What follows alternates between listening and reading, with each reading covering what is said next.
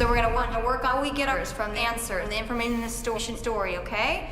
We're going to go ahead and test, practical test, and try this ACTIS test. Test your test. Open up. So we're going to page. You go to 3. First on page 3. ¿Qué dijo? ¿A poco va a empezar el examen? Today I want to talk about the Bilingual Education Act. And I want to begin by kind of just explaining what is this act, then also just kind of looking through how it has developed from its initiation in 1968, including its developments and its challenges that it's overcome, and also just kind of for today, what developments have helped and impacted students today, and also what challenges still exist. So what is the Bilingual Education Act?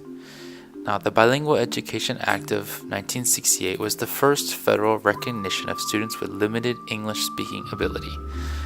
Since 1968, it has been reauthorized 4 times in 1974, 1978, 1984, and 1989. And we're going to kind of look really briefly and how.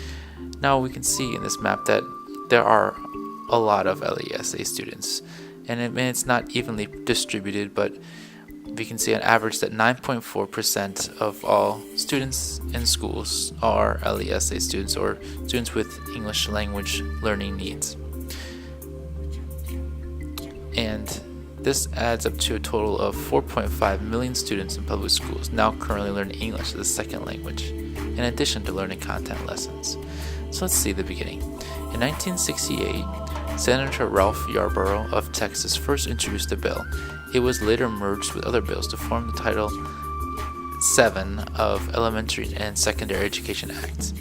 Now, the Act provided grants to provide resources for educational programs, training for teachers and teacher aides, development and dissemination of materials, and parent involvement projects. Now, there were a lot of difficulties with this first act. Some of them include just that there were very few guidelines that were provided for how to implement the programs. It only included low-income LESAs and was an optional program, so not all schools were even including programs, some schools which maybe even needed these programs the most. Also, bilingual education programs tended to go against anti-segregation laws already set in place. In 1974, a lawsuit against the San Francisco School District based on the claim that 1,800 Chinese students were being denied education because of their limited English led to yet another amendment. And this amendment made it required that all schools have a program for LESA students. There were still difficulties. In order to provide cost-effective ESL programs, many schools created segregated classes for English language learners, which was contrary to the requirement in the Act.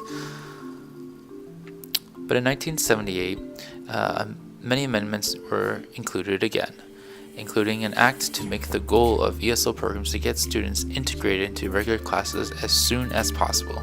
Grants were denied to programs that use languages other than English.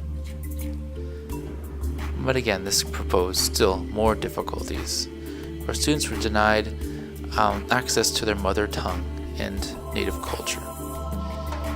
Students were also forced back into regular classes when they were not even necessarily prepared to do so.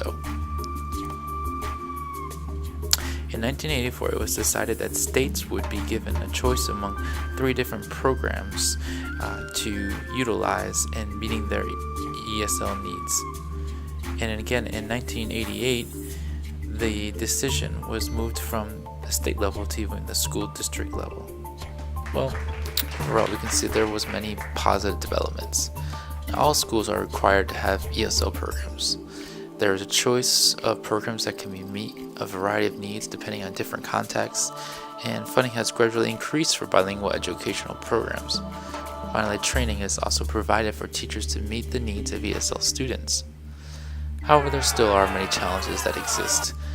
Some things that are that student mother tongues and native cultures are often denied.